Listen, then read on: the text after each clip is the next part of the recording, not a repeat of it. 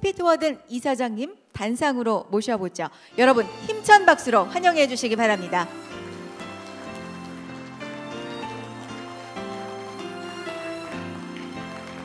Thank you. Thank you.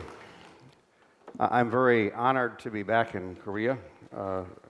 In my past history, I worked closely with Korea on a number of projects and look forward to continuing in the future.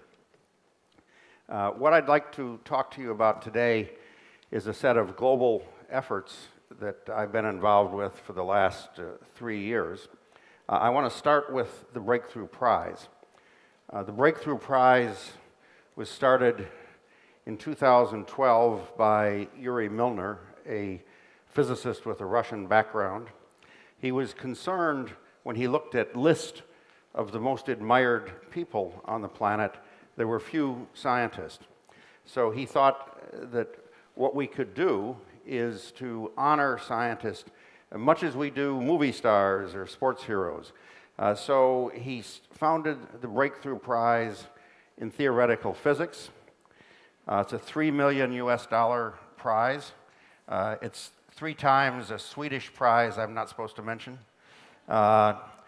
Since then, we have additional sponsors and additional prizes. We give out 4 $3 million prizes in life sciences and a $3 million prize in mathematics. Our sponsors include Mark Zuckerberg, the founder of Facebook, Sergey Brin, the co-founder of Google, Ann Wojcicki, the founder of 23andMe, and Pony Ma from Tencent in China. How I got involved in this was noted. The prize ceremony is held at NASA Ames Research Center, and the team decided to have the prize ceremony at NASA Ames, where I was the director. I got invited to the ceremony because I was the landlord, but it's a quite impressive ceremony. In addition to honoring the prize award winners, we have a Hollywood notables that present the awards, as well as some of the high net worth people. The award ceremony this year will be held in early November. But what I'd mostly like to talk about today is the second thing the foundation does. These are called the Breakthrough Initiatives. 3.5 years ago, I retired from NASA to lead not only the prize effort, but also the Breakthrough Initiatives. These are sponsored currently largely by Yuri Milner, and they're designed to answer 3 of the fundamental questions of science. And I'm going to talk about our initiatives. We have now committed several $100 million to this, with more to come. The first question is there other life in the universe? Any life outside the Earth? This is an unknown question and one of the key ones of science. If there is life, is there intelligent life? Now, some people ask, is there intelligent life on Earth? I don't want to answer that, but we're looking if there is intelligent life elsewhere. This is called the search for extraterrestrial intelligence. And the third question, which I find personally the most fascinating, as I'm a space person, is can we travel between the stars? The nearest star is 300,000 times further away from the sun than the sun is, so it's a formidable challenge, but we think this can be done. Now, these initiatives were announced on July 20th, 2015 at the Royal Society in London by Yuri Milner. Until his death a few months ago, Stephen Hawking was our principal science advisor, but the initiatives were announced then, with the first initiative being what we call Breakthrough Listen. The purpose of Breakthrough Listen is to re-look at the question, is there intelligent signals? Can we find intelligent signals?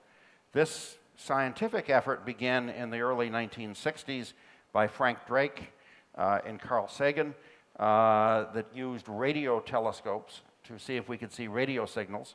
But with the new developments of new instruments and new ability to analyze data, we think that we can do a much better job. So what we have done is we've acquired observation time on some of the world's largest optical and radio telescopes. This is the largest steered antenna in the world. It's a 100-meter in diameter telescope at Green Bank, West Virginia. We have 20% of the time on this to look at the nearest few thousand stars with very great spectral detail. Because we can't see the whole sky from the US, we have 25% of the time on this telescope. This is the Australian 64-meter Parkes radio telescope, the second largest steered antenna in the southern hemisphere. This is a very famous radio dish. It was actually used to receive the Apollo 11 moon landing data, so we've been observing with it as well. Because increasingly we as humans are using optical signals, lasers, to communicate, and I'll talk more about lasers in a bit. We are using also optical telescopes to see if there are laser signals coming from deep space. This is the automated planet finder at Lick Observatory outside of San Francisco. We have 15% of the time on that telescope. This is the largest radio telescope in the world. It is a radio dish that's 500 meters in diameter in China. It was just completed. We will be using probably 15% of the time on that telescope as well.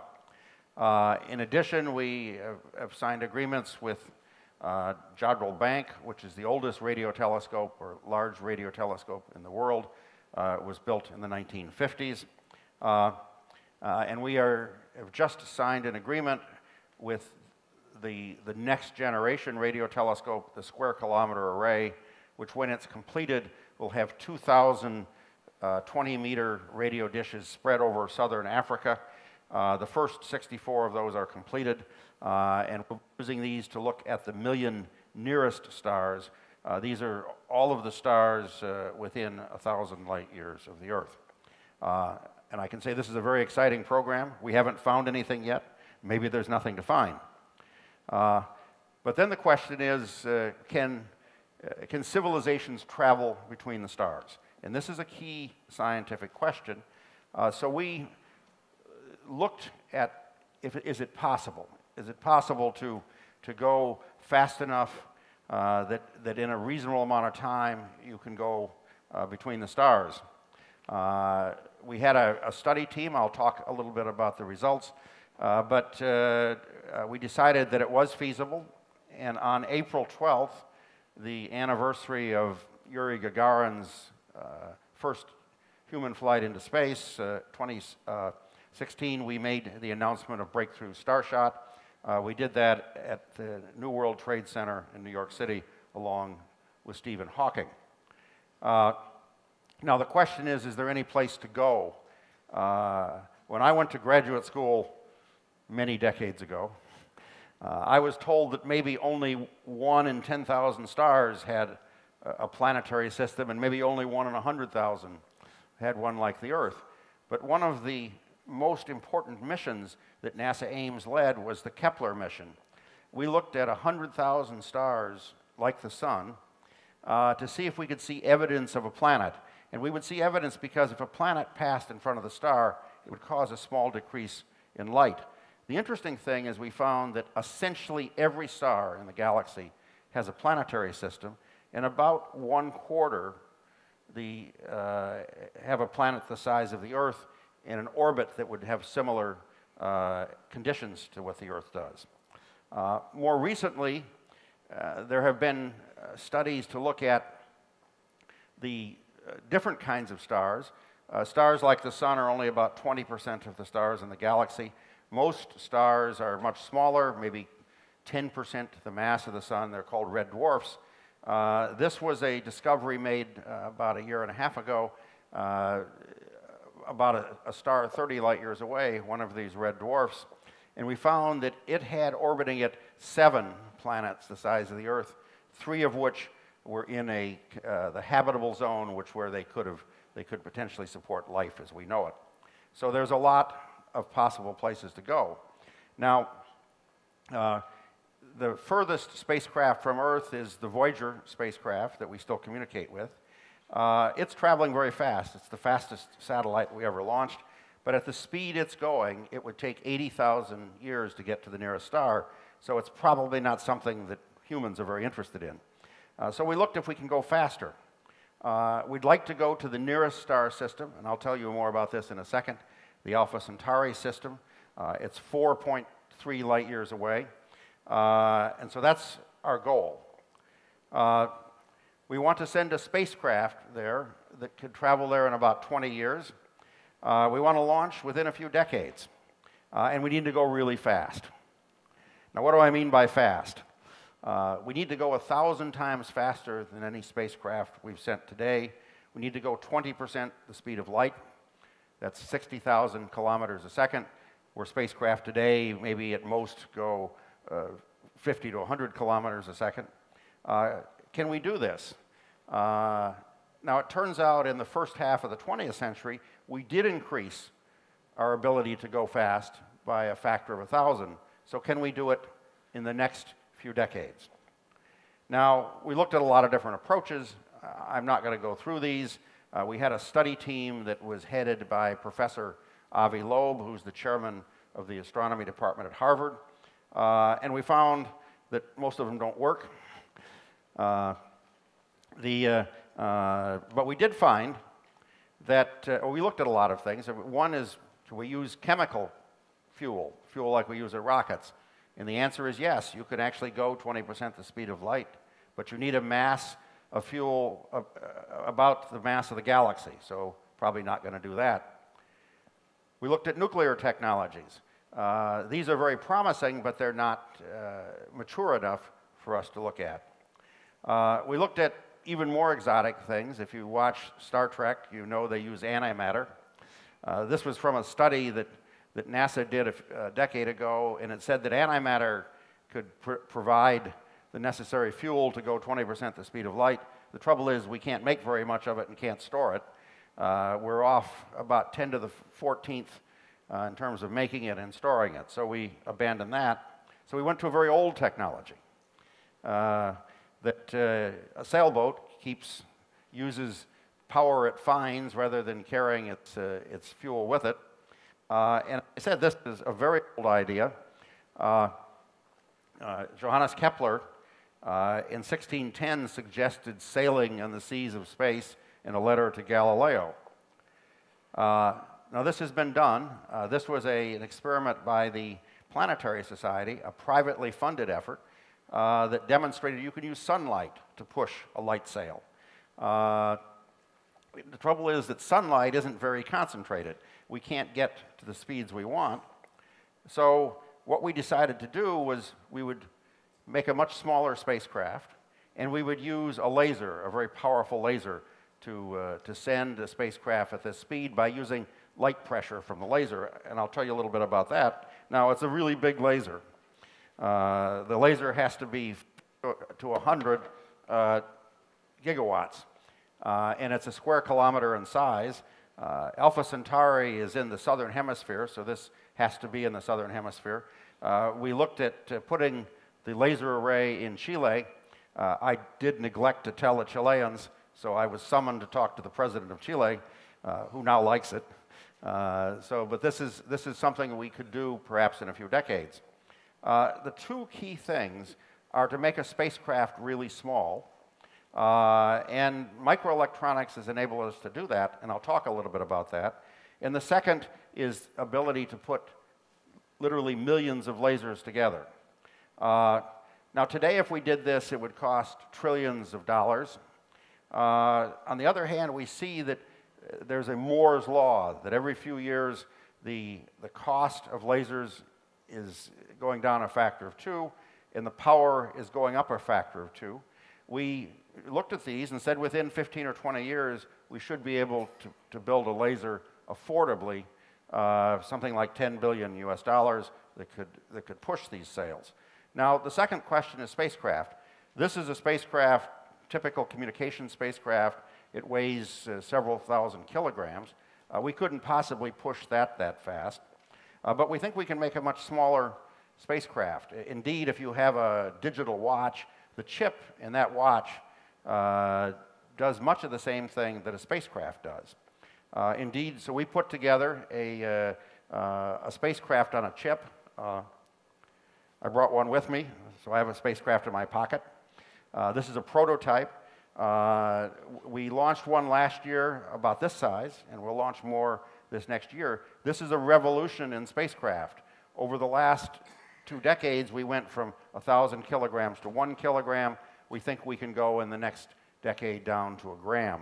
This is a major new development. Indeed, as I said, we launched one of these last year. We actually launched it on Latvia's first satellite. Again, we neglected to tell the Latvian government, so they asked us to come and talk to them as well. But the technology is there. So the idea is to connect this chip, this we call a star chip, to a light sail, and we call it a nanocraft. Our schedule is over the next 5 years. We have $100 million US to do the basic research. If that works, we would like to build a $1 billion privately funded prototype. And then if that works, we would begin constructing in 15 to 20 years the system that could send, within about 30 years, these chips to the nearest star system. So within about half a century, we would have our first visit to another star system. We have just chosen about 13 contracts for the first set of studies. We have released a request for proposal for the sail material, for the light sail, and the other key question is how to communicate. We're releasing that in a few months. And now, again, the final question is there life anywhere? We don't know how life began, although there's a number of ideas. We think it might be created in an ocean that, in contact with volcanic activity, creates life. We also think that life could be spread between different planets through impacts of asteroids. And finally, we think it's maybe possible that life can be spread between the stars by something called interstellar panspermia, but we don't know any of this. Much of the effort is focused on Mars in our own solar system. We still haven't found evidence of life, but there may be below the surface. There is ice of what used to be oceans on Mars that's below the surface. In fact, there's a lot of ice. If it was melted, it would create oceans several hundred meters deep on Mars. But there are other places in the solar system. So one of the things we are looking at is a privately funded mission in the next few years to perhaps this object. This is one of the moons of Saturn. It's an inner moon called Enceladus. It's an ocean world. It has an ocean that has ice on top of it. But the Cassini mission, which just completed a few months ago, showed that there's plumes of ocean water going into space. And we've seen evidence of simple carbon molecules. So this may be a place, if we can go sample that material, we could find evidence of life. One of the moons of Jupiter, Europa, also has plumes of water. And this is another place that we're looking at going. This is Venus. This is almost the Earth's twin, other than the surface temperature being about 500 degrees centigrade. But up in the atmosphere, at about 50 kilometers above the surface, is a cloud layer that may have life. And we're thinking about sending a probe there. In fact, there's been designs by various space agencies that you could fly a balloon in these clouds and look for life. We don't even know if there's life in the upper atmosphere of the Earth, so one of the things we're looking at is funding efforts to look there. And finally, there are other objects in the solar system, small objects. This is the dwarf planet Ceres in the asteroid belt. The Dawn mission just completed its study there and found there could have been evidence for life at one time. Now turning to the other star systems, the nearest star system is Alpha Centauri. As I said, it's 4 light years away. It's the second brightest star in the southern sky. It consists of 3 stars. 2 of them are about the size of the sun. One's a little bigger, one's a little smaller. The third one is a very small star, one of these red dwarf stars. So it's a much different star system than ours, but it could potentially have planets. Indeed, we made our announcement we were going to go there before we knew there was anything there.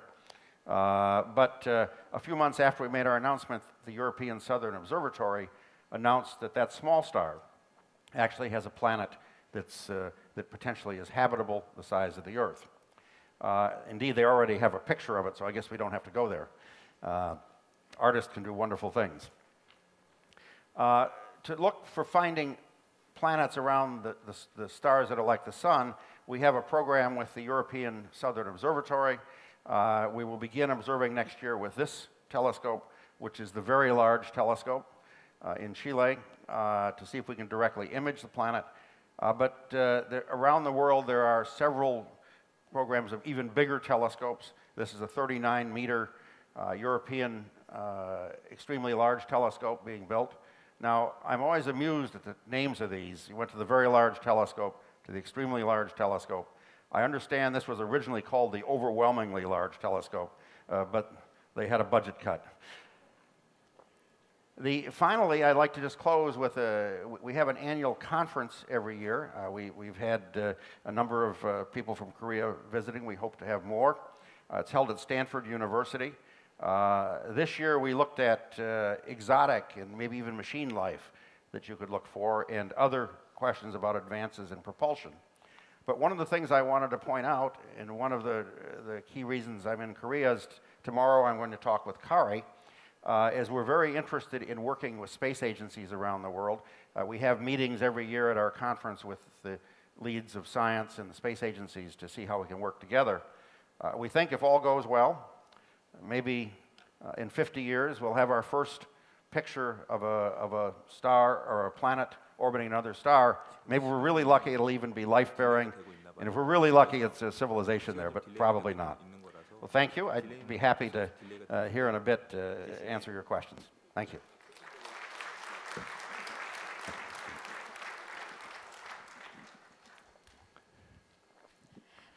네, thank you, Dr. Worden. Please have a seat. 알아서 앉아주셨네요. 네.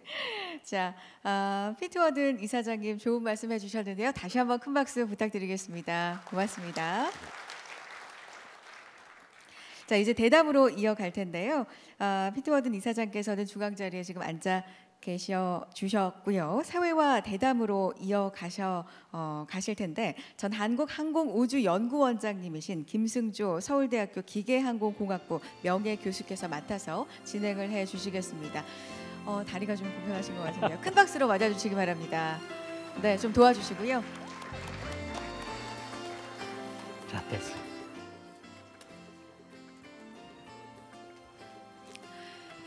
네, 교수님. 대단히 죄송합니다. 네. 제가 등산을 갔다가 이 발을 삐어가지고요. 이렇게 이상한 모습을 보여드렸습니다. 죄송합니다. 네. 자, 진행 부탁드리겠고요. 이거 가져가시죠. 여보세요? 이거 가져가시는 게 사진 찍는데. 큰 박수로 좀 응원해 주시기 바랍니다, 여러분. 네, 시작하도록 하겠습니다.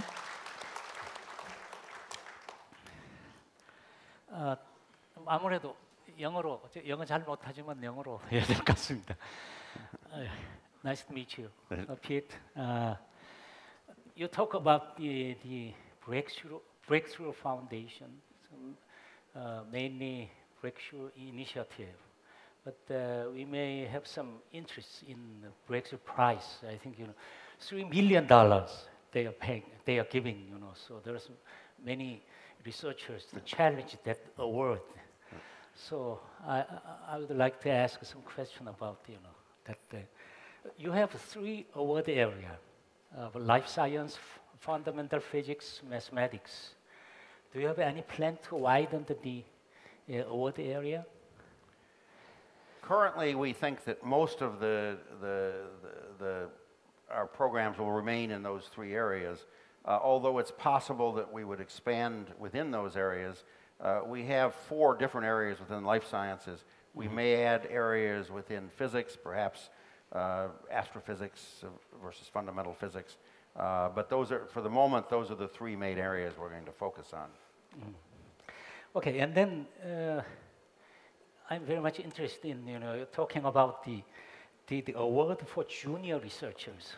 In some other article I found among juniors, some the high school students. So why don't you explain about that? Well, I'm glad you mentioned that. We think that one of our key goals is to get young people excited about science. And so about 4 years ago, we started the New Horizons Prize for early career researchers. These are for scientists within typically 10 years of their PhD. And we have $300,000 US prizes in fundamental physics and 3 in mathematics that we give. So that's a second prize. The third one is actually one I'm personally very excited about. Is 3 years ago we started a Junior Breakthrough Challenge. And the idea here is that for high school students between 13 and 18, to create a few-minute video on some science principle, and that's still open, I think, for a few weeks.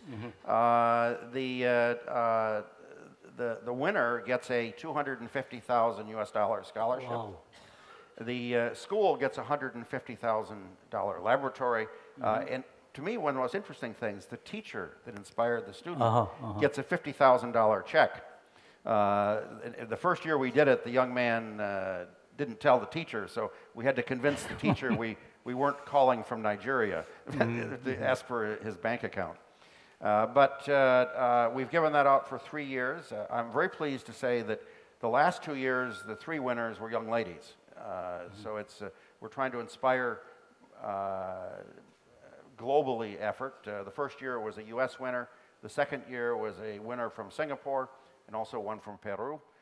This last year was a young lady from the Philippines. So it's a very exciting prize. I chair the selection committee, so I'm very pleased. But we had like 10,000 entries. It's very nice. We hope that Korea will, the young people here will submit Good. for those. We will getting some question from the floor. So I have one question about the prize. What are some criteria when judging the nominees? The prizes are judged by the previous winners.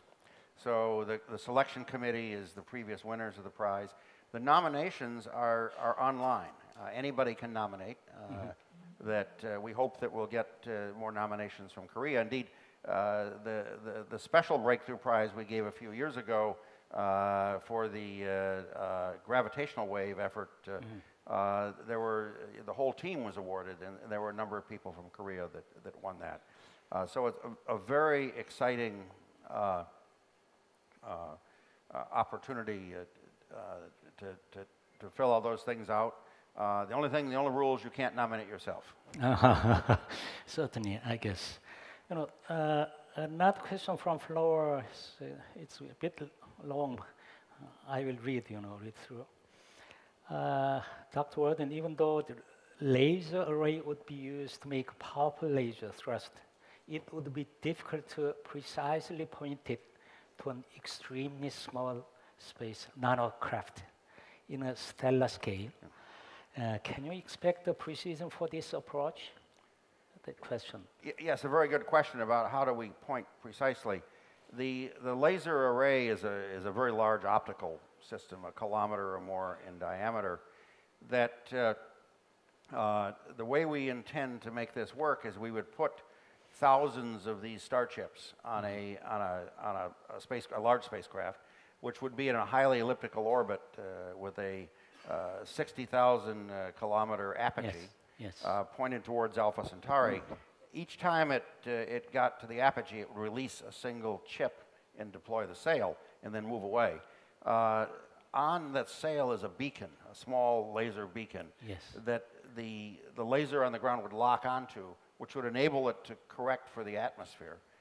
We would then fire the laser very accurately, and we only push it for about 10 minutes. So it gets pushed at tens of thousands of Gs, so it's a very high acceleration, at which point it's going at 20% the speed of light. What we've done on our preliminary designs is, can we shape the beam so that the profile is a torus? And so we think the sail would be a sphere, it wouldn't look like the picture I showed, but the sail would sit in the center of it, so that beam could then accurately project this projectile to within 1 arc second. That at Alpha Centauri is about 1 astronomical unit, the distance between the Earth and the Sun. On board the chip itself are 4 small lasers that over the 20 years could fire to maneuver slightly. Oh. So we think we can guide to within a few million kilometers of the planet we're trying to image. But that's the research work we have to do if we can really make all that work. But in theory, it all works. Mm-hmm. That's why we need to do some research to prove it. Anyway, you will have thousands of nano craft, right? Yes. So how many will survive? That's a good question. We don't know. That's why we want to send many of them. One of the biggest challenges is that as they travel through interstellar space, it's not empty. Mm-hmm. There are small particles of dust. So if you hit one of those particles of dust in a critical location, it'll destroy the nanocraft. So we're beginning to look at different designs where we would distribute multiple functions on the sail rather than a single chip.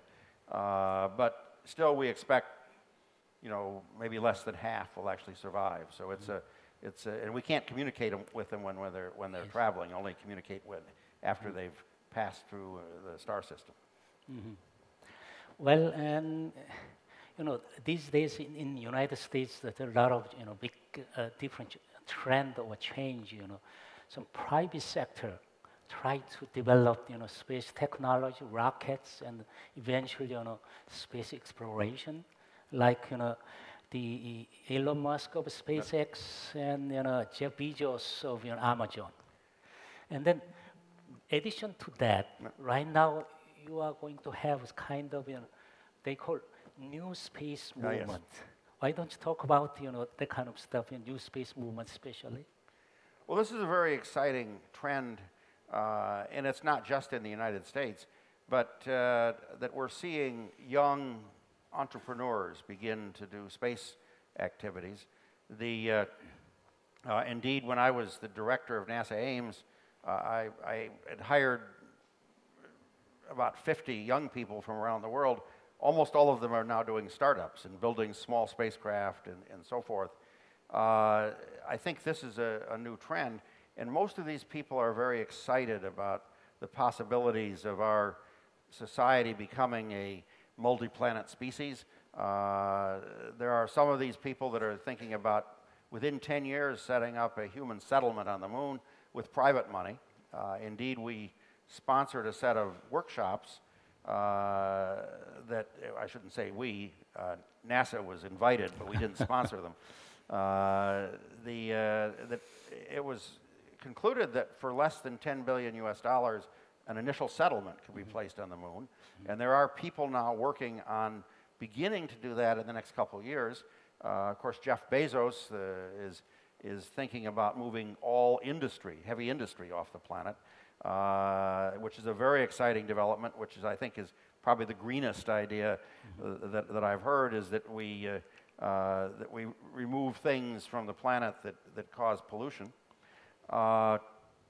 Elon Musk wants to set a private settlement on Mars. Yes. So this is a very exciting thing, and I see this trend of doing private sector efforts and young people doing startups spreading around the world. To me, one of the most exciting efforts is in rockets. We hear about SpaceX, and a very big company, but I find one of the most interesting ones is Rocket Lab, which is in New Zealand. And of course, New Zealand wasn't known for high tech or space.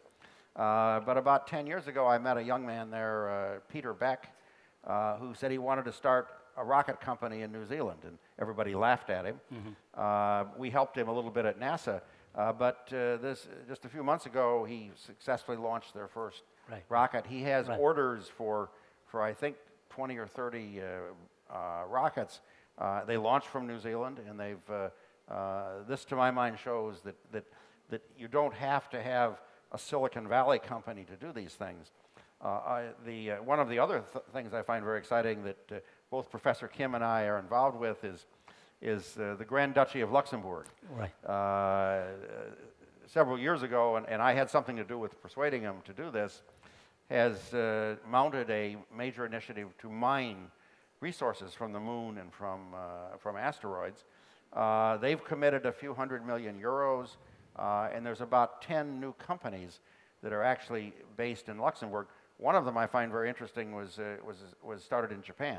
Yes. The iSpace company, and it, again, we're seeing a global effort of small companies, mostly young people, but and a lot of them fail. That's one of the key things that happens. But I think we will see by the end of this next decade, private settlements off the planet. We'll see large-scale space industry beginning. We'll begin to use space resources. So, very exciting effort. Mm-hmm. Mm-hmm. Well, you see, SpaceX, Elon Musk, Yeah. and when he developed the Falcon 9, he spent just $300 million in the private sector. Yeah. So, right now in Korea is trying to develop our indigenous rocket. So actually we will be putting about $2 billion. Right now I think we are spending more than $1 billion, but still not going well, I think, So what do you think, the important point to have, possible, successful development for rocket? Well, I don't want to say anything about Korea's program, but the U.S. has a similar problem. Right. We have this very large government-mandated rocket system. And I think the problem is that there's two problems with the government system. First of all, it tends to, the people don't feel it's their program. Mm-hmm. And the thing about these startups is these are young people that they don't care what they get paid. They care, they're going to work 18, 20 hours a day to make it work. Right. And I think it's because they own it, that it's their own personal project.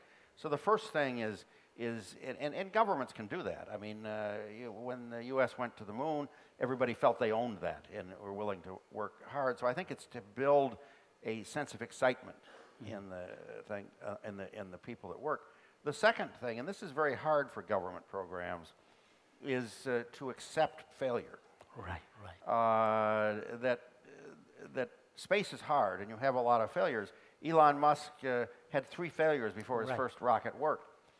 I know because I helped fund the first one or second one that failed, but he kept going. And I think this is the key to any entrepreneurial effort, is that most things will fail, especially when they're hard. Yes. And governments don't want to accept failure. So it's important that if a government does these things, is to empower the people to feel it's their program and let them fail. And so those are things that I would advise to any effort. And I think the other one is maybe encourage young people to start a small rocket program and as a startup.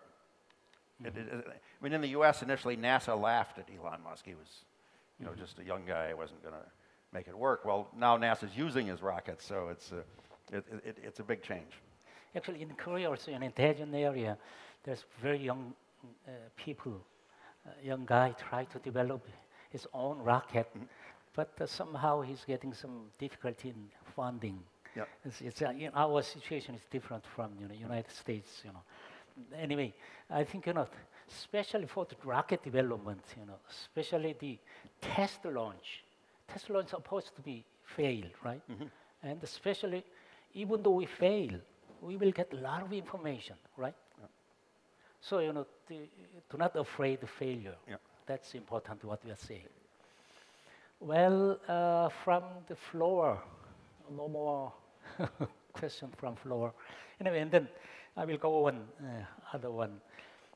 Actually, you and I, first be acquainted with from the moon robotic moon exploration, project. So let us talk about that stuff. Korea also preparing the robotic moon exploration. So what do you think about the best collaboration between Korea and the United States or NASA? Well, I think the first thing is that that NASA is becoming increasingly committed to lunar exploration, lunar resource utilization, and lunar settlement. And it's we're seeing the United States government be very emphatic on that. Indeed, I'm a member of the Vice President Pence's advisory group, and much of the focus is on the moon. But there's a couple key things. They want partnerships around the world, and I think there's a real opportunity. I know we started partnerships is to make these joint missions. Second, they want public-private partnerships, and I think this is where private industry can get involved and actually partially fund efforts. So I think there's a real opportunity, and universities, I might add, and research laboratories, is to look at public-private partnerships. I think in addition to government programs, there are now, I'm familiar with a couple groups of young people around the world that are looking at where you could land a small spacecraft, not as small as I'm talking about, but a few kilograms. The total mission cost would be about $10 million US dollars. And those are the kind of things that could be funded completely by private sector. Yes. One of the things that NASA does, which I find very useful, is that NASA can sign an agreement. It's called a Space Act agreement that allows the private sector to use facilities and capabilities. And I think that the very impressive research facilities the government has in Korea could be opened to some of those. So I think there's an opportunity to work with the United States, work with the private sector, and even do private missions in Korea, and also that the private sector a bigger role in the government lunar missions. But I think by the end of the 2020s we will see, as I said, humans living and settling on the moon. The first, real lunar citizens will be born at the end of the next decade, I think. And I believe in the future, sooner or later, we will have a big space industry. I think to achieve that kind of stuff, the number one, most important one is the price of launching price, Yes. right? So actually, Elon Musk promised he will lower the launching price to 1/10 or 1/20th, but Yep. right now just 1/3 or 1/2. 1/3, 1/2, something like that. So how about what's the future? He can, or someone who can lower the price of the launch to 1/10 or 1/20th?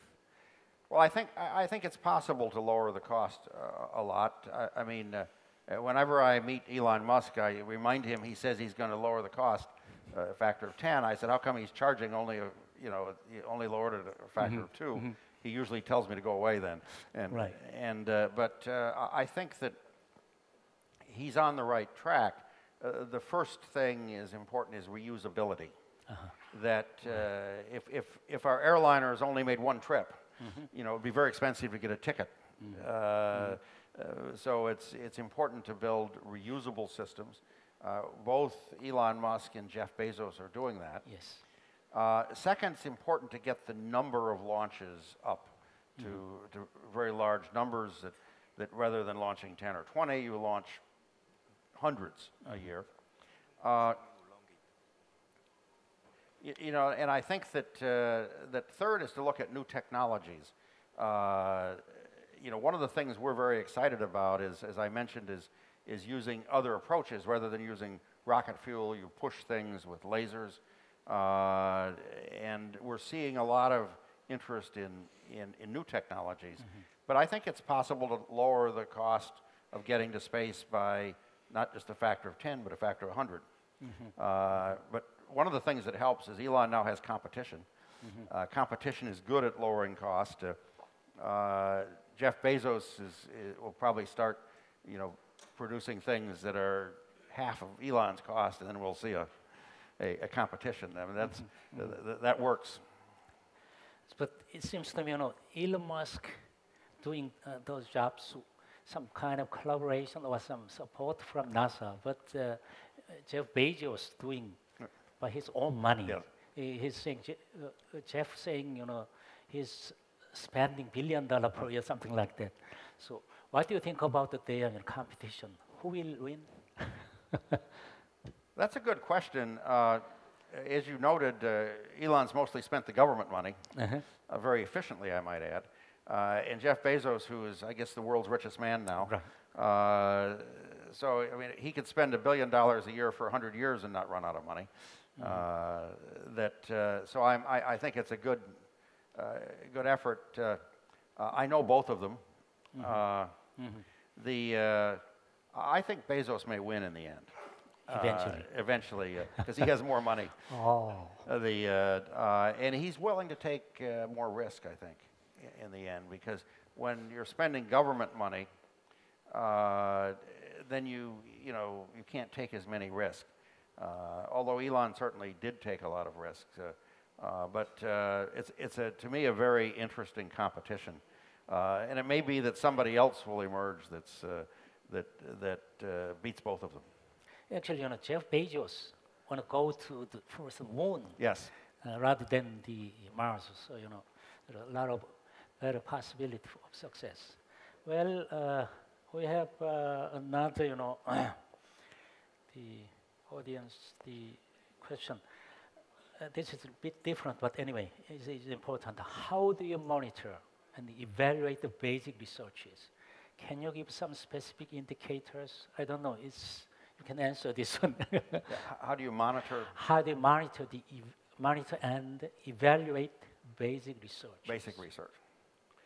Well, my background, I'm a research astronomer, and I think the best way to monitor basic research is peer review.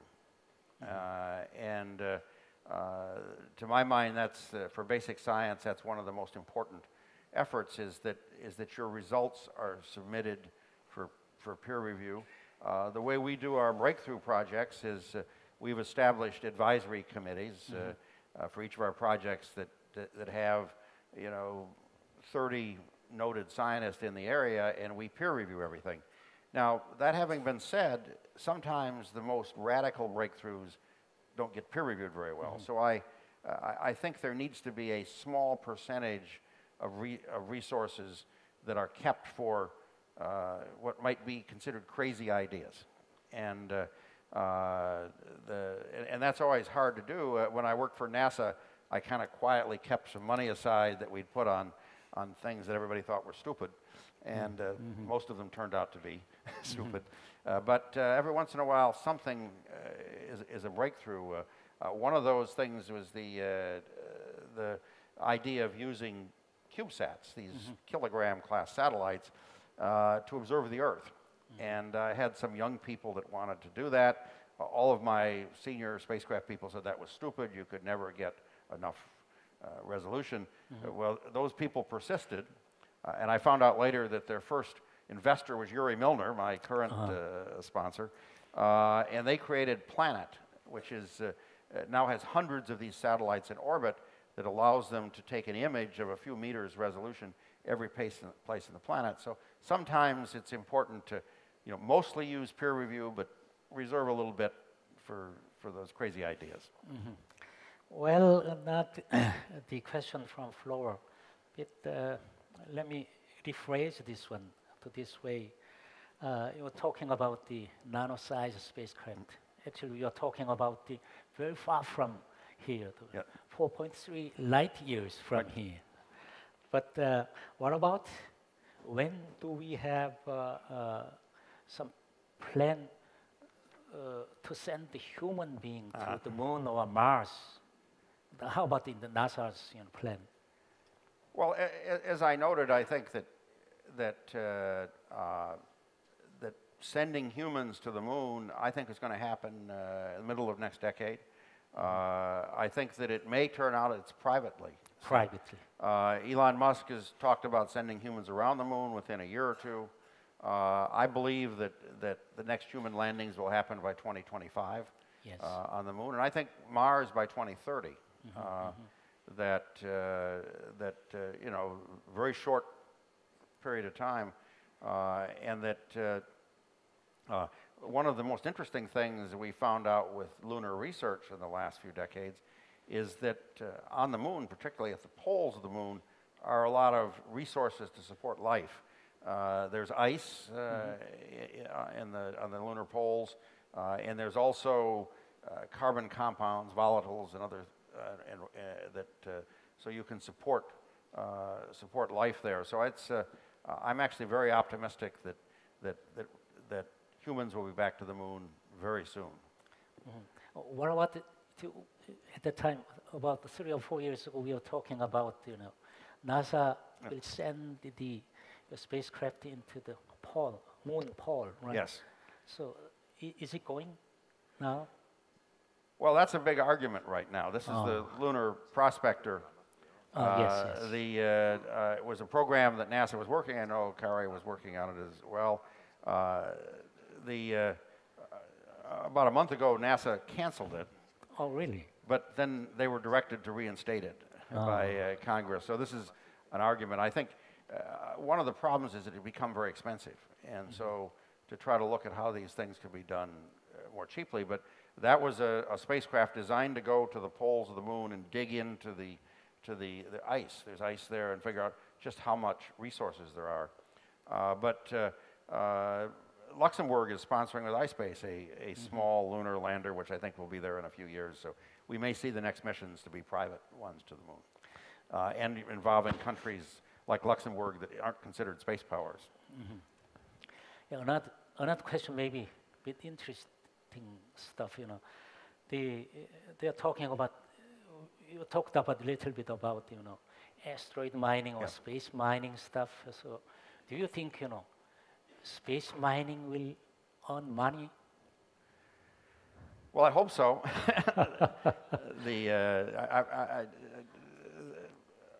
About 7 or 8 years ago, we had a postdoctoral fellow at NASA Ames who was from Luxembourg, and he came and told me that over some wine, I might add, I've discovered Luxembourg grows good wine, is that I should come and talk to Luxembourg because they were very interested in space. And I said, who, where? But I went and visited and met with a number of the ministers, and including the Minister of the Economy, who's now the Deputy Prime Minister. And we had a series of conferences involving mining companies and experts on the moon and asteroids. And we concluded that, again, within a decade, that using resources from space makes a lot of sense. And I think the first resource is just water. Water that can support human missions, water that can support being turned into fuel. One of the key problems today is there's several hundred satellites in geosynchronous orbit. That to keep them there, you need to use fuel. So all that fuel has to come from the ground. I think our analyses show that it's cheaper to bring the fuel from the moon or from asteroids, so that there is beginning to be a potential market. Now, eventually, you know, if we have Jeff Bezos doing heavy industry, all of the resources, the raw materials, including metals, there is a class of asteroids called M-class that are a few percent of them that are pure metal. Even a small one, you know, a few tens of meters in diameter, has more platinum in them than platinum and platinum group metals than all of the Earth uses today. Now, if you brought one back, I'm sure it would ruin the market. So maybe you would just bring a little bit back at a time. But within 20 years, I think, you know, getting some of our rare earth metals and rare earths from space it will begin to make a lot of sense. So that one also very much depends on how much the launch price is, right? One last question. I think no more question from floor. I think you are a wine lover. Yes. So what's the best wine in Silicon Valley area? Can you tell us? He knows me about about 3 years ago, I persuaded my wife to buy a house on the central coast of California, in Yes. a town called Paso Robles. And they make a very, very good set of wines. There is a grape that you get in California that isn't grown anyplace else called Zinfandel. And it's a very rich red wine. So if you come to California, come and see me, and I'll buy you a glass of Zinfandel from the central coast of California. So that's my favorite. Okay. Okay, thank you very much. Nice discussion. Thank you very much. Thank you. You'll notice that both Professor Kim and I have hopefully temporary walking problems. I think it happens when we get older. Yes. 네, 자, 두 분께 뜨거운 박수 다시 한번 부탁드리겠습니다.